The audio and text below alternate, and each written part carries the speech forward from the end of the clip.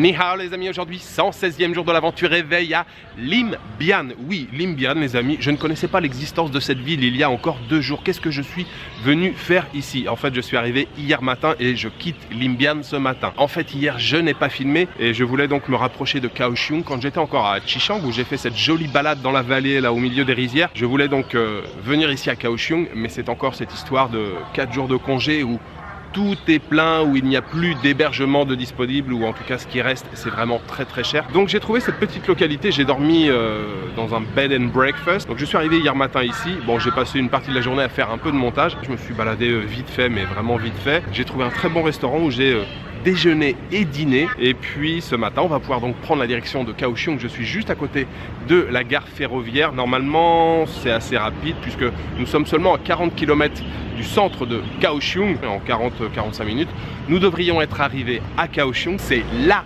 grande ville du sud de Taïwan avec quasiment 3 millions d'habitants. C'est une ville que j'avais beaucoup aimée lors de mon précédent voyage. Bref, c'est parti pour une nouvelle journée à Taïwan, direction Kaohsiung.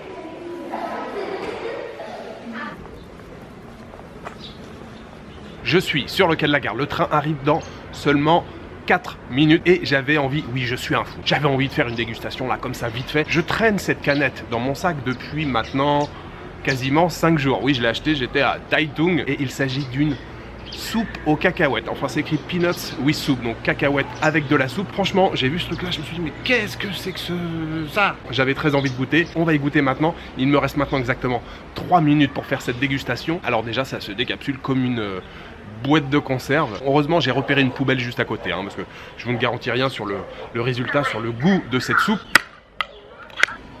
Qu'est-ce que c'est que ce truc? Ah ouais, ça n'a pas l'air très ragoûtant hein.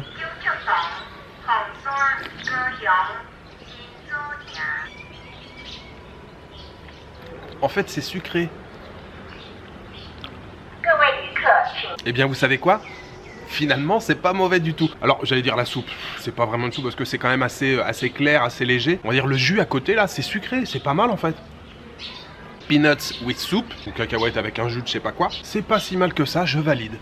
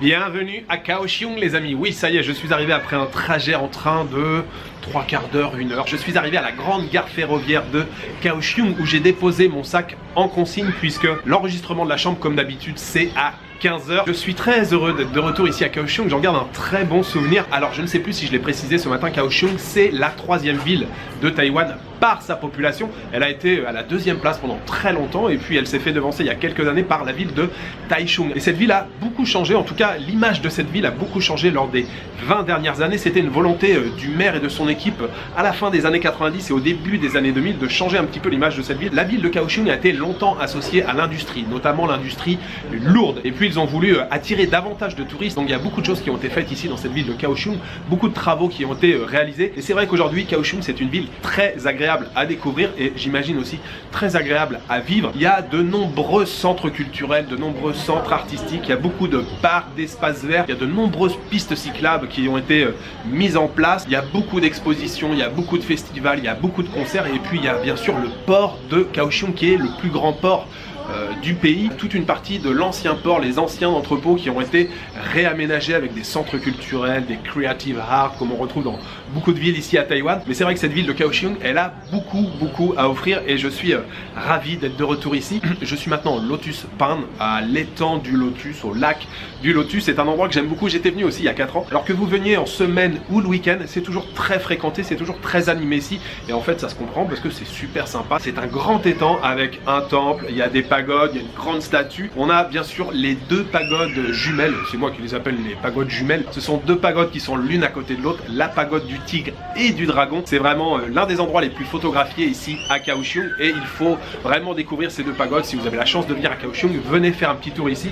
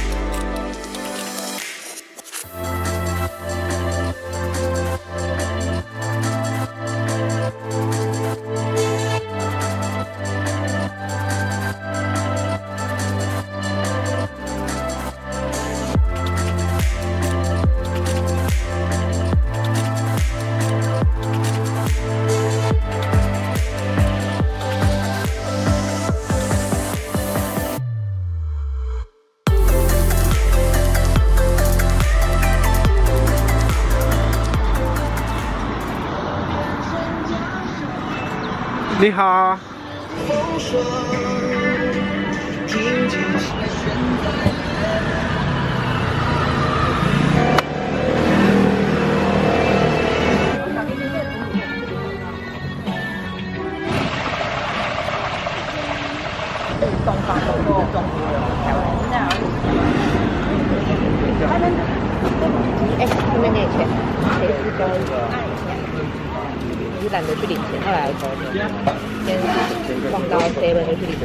C'est l'heure, les amis du Hongdubing. J'en ai pris 2, ils sont fourrés à la crème pâtissière. J'ai croisé le chemin d'un petit vendeur, il a une bicyclette et sa charrette attelée à la bicyclette. Il y a sa mère qui les prépare, lui il encaisse la monnaie et les donne aux clients. 2 jolis Hongdubing qui coûtent 12 $ pièce, 40 centimes à peu près.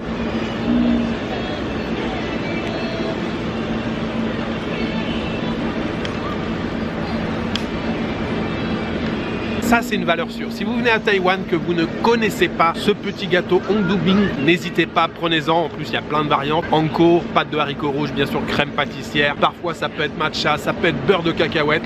Bref, c'est toujours un délice.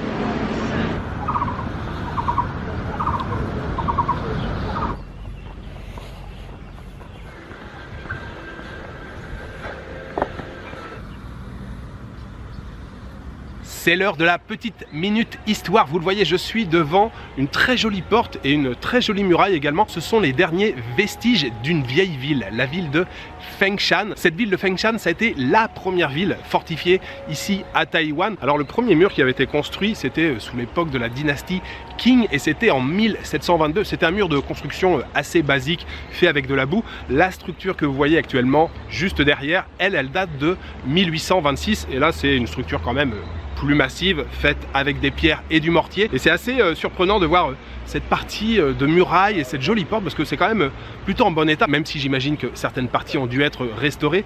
Mais on a voilà cette partie de muraille avec les immeubles d'habitation assez imposants, assez massifs là juste derrière. Et en plus, ce qui est sympa, c'est qu'on a accès justement à cette muraille. On peut grimper les quelques marches et se balader sur la muraille, même si c'est pas très grand, c'est seulement quelques centaines de mètres, mais c'est ce que nous allons faire maintenant.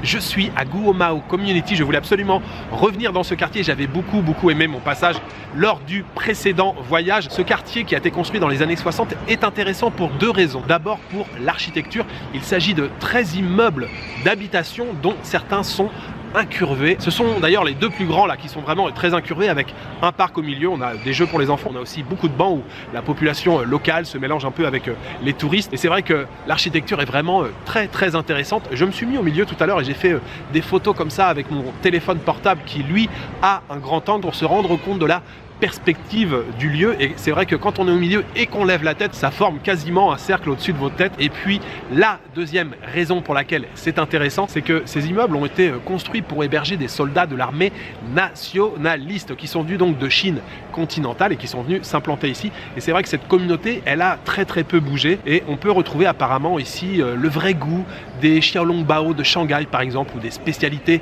de Pékin. On parle davantage le mandarin ici que le taïwanais et on lit souvent quand on fait des recherches sur cet endroit que cette communauté elle peut vivre en complète autarcie puisqu'on trouve vraiment tous les commerces ici. On a le dentiste, on a le coiffeur, on a bien sûr des épiceries pour les fruits et les légumes. Voilà, on trouve tout type de commerce au rez-de-chaussée de ces barres d'immeubles. Si vous êtes ici à Kaohsiung, je vous conseille de venir faire un petit tour dans ce quartier de Guomao Community.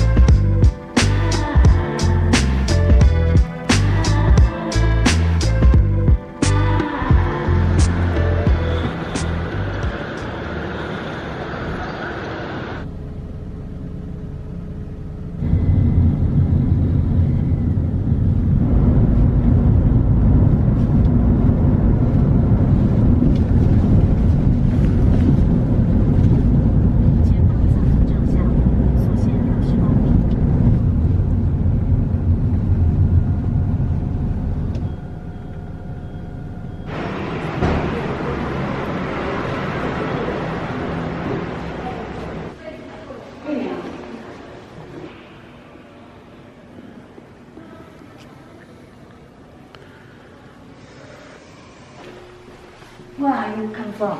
Pagua. Oh. Okay. 10. Room Yeah. 10. Je viens de prendre possession de ma chambre. Je loge dans un appartement. Appartement, on va dire grande chambre avec un petit coin cuisine comme vous pouvez le voir derrière. J'ai réservé sur Agoda. Il ne s'agit pas d'un hôtel, même s'il y a un nom quand même. Ça s'appelle 85 Four Seasons. Mais vous savez, il y a des investisseurs qui achètent comme ça des appartements dans des tours et puis qui les mettent ensuite en location sur Airbnb ou sur Booking ou sur Agoda. Je suis dans la grande tour par contre qui, elle, est connue. La grande tour Tuntex Sky Tower qui est la tour emblématique de Kaohsiung. On est quasiment dans le port de Kaohsiung. Le rapport qualité-prix là pour cette chambre est plutôt pas mal. J'ai payé 33 € la nuit. Je vous montre ça tout de suite. Nous avons un grand lit double ici, table de nuit de chaque côté, décoration sur le mur. Chacun appréciera la couleur. On a ensuite une petite table ici avec un genre de canapé, banquette, sofa. On a une grande fenêtre ici et je suis au 25e étage, mais non, il n'y a pas de vue fantastique sur le port de Kaohsiung. Nous avons une vue sur l'intérieur de la tour en fait. Alors il y a un petit peu de lumière dans la journée, mais là, le soleil vient de se coucher. Par ici, armoire, penderie, j'imagine, un petit coin bureau. C'est grand, c'est spacieux, il y a de quoi se retourner et ça fait plaisir. Une grande télévision que je n'utiliserai probablement pas comme d'habitude. Ici, petit coin étagère, la clim, le téléphone. On a un coin cuisine de ce côté-là avec le frigidaire et le lavabo, la bouilloire, de quoi consommer du thé. Et ici, une salle de bain, tout ce qu'il y a de plus simple. Lavabo, la douche et les toilettes.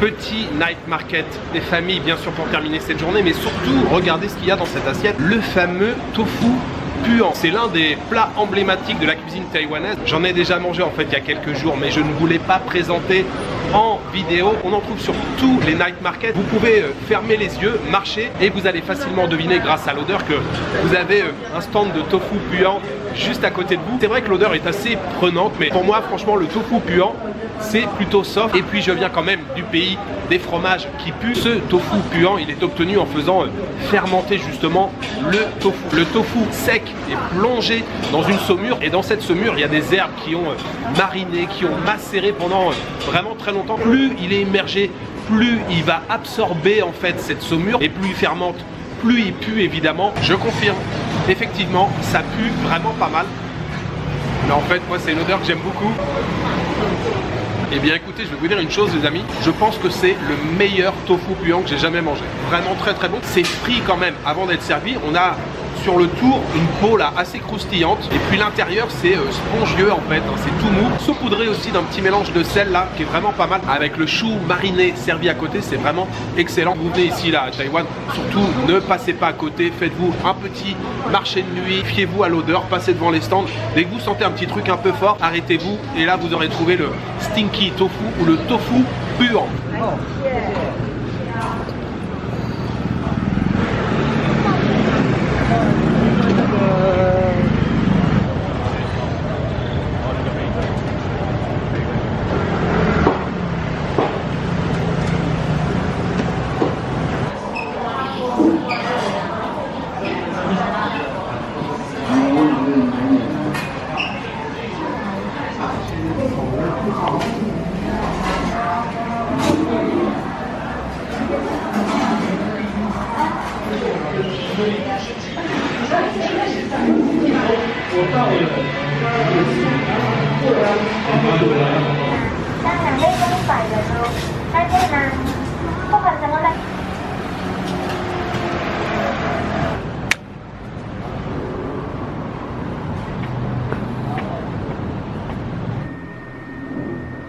Fin de cette première journée à Kaohsiung et ce fut une bien belle journée. Je suis content de retrouver l'effervescence et les lumières d'une grande ville. Oui, je suis comme un gosse, dès que je vois des lumières, j'ai envie de tout photographier, j'ai envie de tout filmer. Ce soir, petit tour dans le port à la tombée de la nuit. Alors, ce qu'on a vu, c'est une toute petite partie du port. Je vous l'ai dit, le port de Kaohsiung, c'est un très grand port qui a été vraiment très bien réaménagé. La partie où je suis allé ce soir là, ça s'appelle Glory Pier, c'est la jetée de la gloire avec des passerelles surélevées, ça permet d'avoir de jolis points de vue sur le port. Et puis oui, je ne vous ai pas parlé de ce que j'ai mangé ce midi, vous l'avez vu, j'ai trouvé un restaurant buffet, oh, il y avait un choix mais de malade. J'étais en train de marcher dans la rue et en fait c'était de l'autre côté de la route, mais je les repère de très très loin, les restaurants buffets. Je fais ah mais c'est un restaurant buffet et tout. En plus c'était ouvert sur la rue, la salle était sur le côté et ça tombait bien puisque je n'avais pas mangé. Alors j'allais dire j'ai presque été raisonnable, j'ai pris 2 barquettes et j'ai pris un petit peu, alors un petit peu tout, non, j'ai pas pris un petit peu de tout parce qu'il y avait vraiment beaucoup de choix, mais j'ai pris des petites quantités, c'est ça, des petites quantités avec quand même pas mal de viande.